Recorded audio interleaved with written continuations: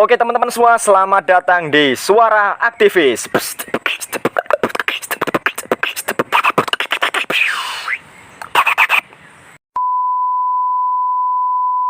Assalamualaikum warahmatullahi wabarakatuh. Waalaikumsalam warahmatullahi wabarakatuh. Suara Aktivis. Aku berpikir maka aku ada. Sungguh-sungguh sangat tidak kompak. Kita ulangi lagi ya. Suara Aktivis. Aku berpikir maka aku ada. Oke, begitu dong ya. Salam ilmiah. Ukim Jaya. Sungguh seperti pengajian acara ini. Oke. Baik, kembali lagi dengan saya Cahyo Febri di acara Suara Aktivis yang merupakan tempat untuk menyalurkan suara-suara kritis dari Ukimars. Kali ini kita berjumpa di episode ketiga yang merupakan episode terakhir. Jadi ini merupakan episode terakhir untuk tema Extermination of Body Objectification. Kali ini sesuai dengan janji saya di 2 episode sebelumnya, saya juga suka berjanji seperti kader-kader partai ini ya. Tapi kali ini janjinya saya tepati. Kali ini saya sudah menghadirkan 2 pihak. Dari pihaknya Kak Dimas dan Kak Ines di sebelah kanan. Halo. Selamat siang. Dan di sebelah kiri ada dari Kak Dinda dan juga Kak Lia. Halo. Mau ikut. Mau ikut. Sekarang kita akan berdiskusi dan berbincang mengenai tema yang sudah kita ributkan dari episode pertama, yaitu mengenai objektifikasi tubuh. Di episode pertama, saya sedikit review dulu ya, barangkali pendengar kita yang budiman ini lupa. Di episode pertama, Dimas dan Kak Ines sudah menjelaskan bahwa ketika ada objektifikasi tubuh yang harus mengubah atau yang harus bersikap lebih baik itu harusnya laki-laki bukan perempuan, karena perempuan itu adalah korban. Artinya laki-laki yang harus menjaga pandangan, jaga pikiran dan lain-lain. Sementara di episode kedua, saudari Lia dan saudari Kak Dinda, sudah saudari Kak lagi, memberikan bantahan, yaitu seharusnya perempuan juga harus menjaga tubuhnya karena itu merupakan tindakan preventif ketika ada objektifikasi tubuh, karena lebih baik mencegah daripada mengobati. Dan beberapa kali dikutip istilah-istilah yang membangun argumen keduanya menjadi lebih baik. Sekarang saya akan memberikan pemantik terlebih dahulu. Saya akan ke Kak Ines dan Kak Dimas. Iya. Jadi saya ingin bertanya nih Kak, ketika kita berada di sebuah negara seperti contohnya Indonesia ini ya. Iya. Di Indonesia ini kan laki-laki terbiasa melihat dan istilahnya mengobjektifikasi tubuh perempuan yang berpakaian terbuka. Kan biasanya seperti itu ya. Iya. Kita lihat fenomena itu biasanya di gang-gang, kalau ada cewek yang lewat digodain. Di mall-mall. Ya di mall-mall. Nah, berdasarkan kondisi tersebut, bukankah seharusnya perempuan itu memang sangat rentan ya? Sangat rentan jika tidak mengenakan pakaian tertutup. Nah, bagaimana pendapat dari Kak Ines dan Kak Dimas terkait Fenomena ini. iya, fenomena ini? Bagaimana? Oke. Hal ini berlaku menyesuaikan kultur yang terjadi ya teman-teman, dan nilai yang dilanggengkan masyarakat juga. Seperti di Indonesia menganut budaya sopan santunnya itu tinggi, maka jika ada masyarakat yang berpakaian terbuka itu rentan terkena pelecehan seksual. Nah, sedangkan kita bandingkan di luar negeri, budaya liberalisme. Nah, liberalisme ini kebebasan dijunjung tinggi, sehingga masyarakat bebas menggunakan pakaian apapun. Bebas menggunakan pakaian apapun karena dasarnya liberalisme itu budayanya bebas. Nah, permasalahannya di sini, mengapa di luar negeri ada orang yang berpakaian terbuka namun tidak terkena pelecehan seksual? Nah, hal ini kembali lagi ke diri masing-masing, bahwa pada dasarnya manusia harus memiliki sifat adil, yaitu adil sejak dalam pikiran, di mana tindakan kita itu merupakan manifestasi dari pikiran kita. Seperti itu, Bung Cahyo. Oke, itu tadi Kak Ines sempat mengutip salah satu kalimat dari Pramudia bahwa kita harus adil sejak dalam pikiran, begitu ya. Oh iya, begitu. Dan dari pendapat yang dipaparkan oleh Kak Ines, berarti kesimpulannya adalah ada budaya yang berbeda di Indonesia dengan di luar negeri. Dan pola kehidupan masyarakatnya pun berbeda dalam menanggapi perempuan ketika berpakaian terbuka. Dan saya mungkin ke Dimas dulu, gimana Dim?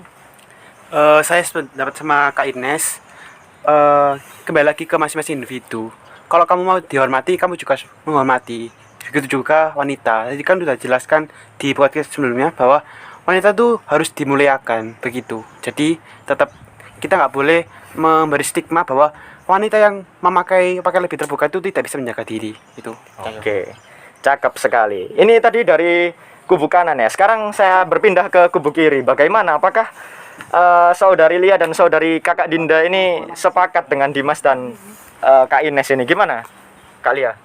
Ya, jadi saya akan mengawali pendapat saya dengan sebuah peribahasa di mana bumi dipijak, di situ langit dijunjung. Dari peribahasa tersebut saya akan memberikan pendapat bahwa apabila kita sedang berada di Indonesia, maka seharusnya kita menjunjung budaya ketimuran, yaitu dengan perempuan itu berusaha menjaga diri dengan menggunakan pakaian yang tertutup seperti itu. Oke. Kak Dinda ada tambahan? Iya, untuk tambahannya standar tertutup masyarakat Indonesia ini bukan hanya dari sudut pandang agama Islam, tapi juga mengacu pada nilai kesopanan dan etika masyarakat Indonesia. Dapat dikatakan pakaian tertutup bukan hanya yang memakai hijab saja, mengingat ideologi Indonesia adalah Pancasila, beragam agama, suku bangsa, hingga budaya. Berpakaian tertutup ini artinya berpakaian yang sopan dan sesuai dengan kondisi dan situasi, sehingga perlu disikapi bagaimana standar pakaian tertutup tersebut. Oke. Baik pemirsa, kita sudah mendengar kedua sisi dari dua narasumber yang berbeda. Sorry, ada 4 di sini, 4 narasumber yang berbeda. Mungkin sebelum kondisinya semakin panas ya, saya ingin menyapa penonton terlebih dahulu. Suara aktivis. Kami berpikir, maka kami ada. Iya, sangat tidak kompak lagi. Ada yang aku berpikir, ada yang kami berpikir. Wahai penonton, tolonglah, tolong. Maaf ya pemirsa, sekali lagi ya, suara aktivis. Aku berpikir, maka aku ada. Oke, begitu dong. Tepuk tangan.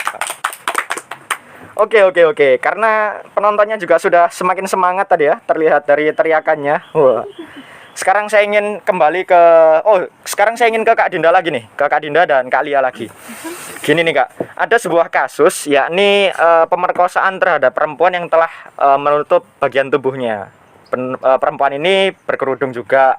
Nah, bukankah artinya perempuan yang berpakaian tertutup pun rentan terhadap hal-hal seperti itu ya Kak? Misalnya pelecehan dan juga objektifikasi tubuh. Lantas bagaimana tanggapan dari Kak Lia dan Kak Dinda menyikapi hal tersebut?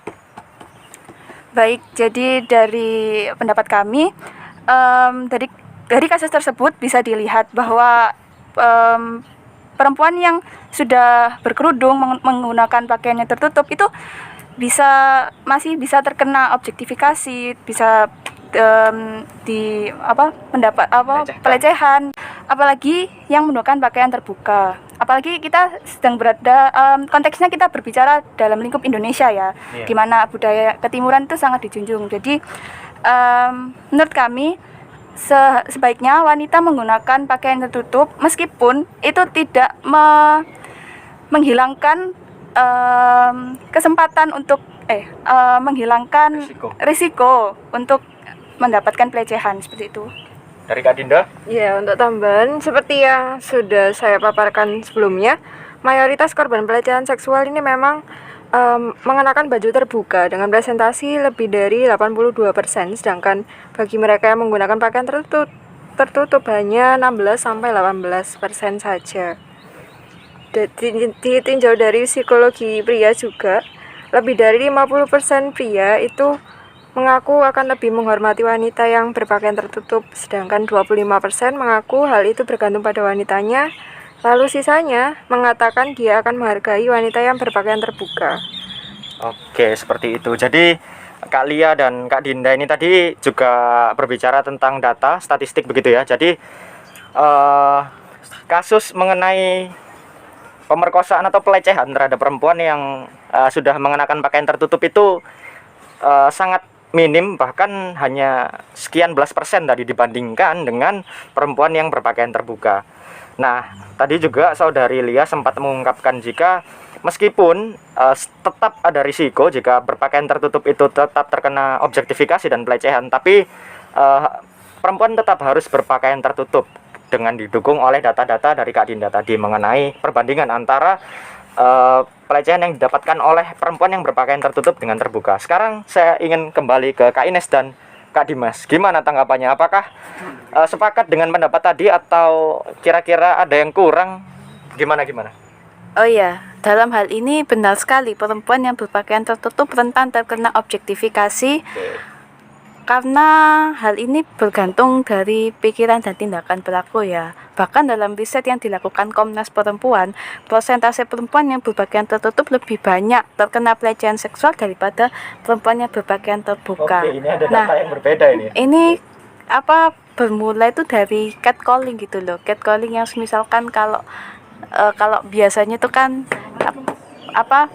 cantik cewek itu kan orang normalnya. Tapi kalau ukti itu catcallnya assalamualaikum cantik boleh ini lah itu. Awal mulanya gimana kok bisa orang berpakaian tertutup itu kena pelecehan ya dari catcalling itu tadi yang kayak manggil-manggil nggak jelas tujuannya apa itu sih. Mungkin dari Dimas ada tambahan? Dari Dimas pernah dipanggil hai cowok gitu nggak pernah? Tidak, mungkin saya mengganggu wanitanya. Waduh, Anda pelakunya berarti. Gimana Dim? Tidak, saya setuju sama Kak Ines. Jadi nggak ada tambahan. Cuma ya mungkin menegaskan kembali bahwa sebenarnya bukan masalah di wanitanya, tapi tergantung stigma masyarakat dan perlakuan si cowok ke wanita. Begitu, Cahyo. Oke, siap. Oke, ini tadi sempat ada dua data yang berbeda dari sumber yang berbeda nih ya. Dan memang seringkali dalam sebuah perdebatan ketika mengutip data itu memang ada dua data dari sumber yang berbeda dan hasilnya berbeda. Maka di pertanyaan ketiga ini saya akan sedikit keluar dari dua perselisihan tadi. Saya ingin bertanya, bukankah objektifikasi tubuh itu juga untuk kepentingan komersil salah satunya? Misal, jika tidak ada objektifikasi tubuh, bukankah perusahaan-perusahaan yang menggunakan model seperti contohnya biasanya kan di model mobil, sepeda motor atau produk-produk tertentu itu kan ada perempuannya gitu, dan itu jelas ditujukan untuk strategi marketing itu supaya pemasarannya lebih keras lakunya begitu ya mungkin. Nah, atas pertanyaan itu bukankah objektifikasi tubuh itu merupakan sesuatu yang juga ada sisi fungsionalnya begitu? Gimana? Saya ke Kak Ines. Ya terkait objektifikasi tuh yang dipakai marketing tuh sebenarnya nggak cuma di kayak produk-produk iklan-iklan atau produk-produk mobil aja, tapi biasanya kalau di truk-truk di bemo itu loh ada perempuan yang kok tubuhnya dijadikan stiker itu loh. Saya sampai ini maksudnya gimana, gemes. Nah, kalau menurut dari aku sih objektifikasi tubuh yang dipakai marketing itu merupakan strategi yang tidak etis karena cenderung menindas, dan nggak cuma perempuan aja yang jadi korban objektifikasi marketing, tapi juga laki-laki yang rentan gitu loh. Ya sepertinya contohnya tuh tadi kayak stiker-stiker yang di truk-truk, yang di mobil-mobil, yang di bemo-bemo itu loh. Terus ya hal ini merupakan tindakan yang dehumanisasi sih kalau dari aku. Berarti kalau dari Kak Ines hal-hal seperti itu tidak etis gitu ya? Iya, tidak etis. Kalau dari Dimas gimana? Ya gini, kan kita kan tahu ya, mungkin strategi marketingnya salah satunya tuh menggunakan model. Jadi bukan masalah dari model tersebut, tapi gimana cara agar pembeli tuh berminat gitu loh. Kan kita juga tahu kebanyakan laki-laki tuh lebih tertarik sama wanita yang aduh lah gitu lah. Nah itu kan otomatis kan lebih bisa membeli produknya. Terutama tadi kan rokok kan kebanyakan yang penggunanya kan itu laki-laki. Iya. Jadi kan otomatis dengan model perempuan itu bertujuan untuk menarik pembeli cowok untuk membeli produk itu. Gitu, Cahyo. Oke, saya ke kubu kiri nih ya, ke Kak Dinda dan Kak Lia. Apakah sepakat dengan pendapat yang dikemukakan dan diutarakan oleh Kak Ines dan Kak Dimas tadi? Gimana? Baik, jadi dalam hal ini kami sepakat bahwa strategi marketing yang menggunakan objektifikasi tubuh perempuan khususnya merupakan hal yang kurang etis. Jadi menurut kami itu seharusnya marketing produk itu harus menonjolkan produk tersebut sendiri, bukan dari sisi sales atau marketingnya seperti itu. Oke.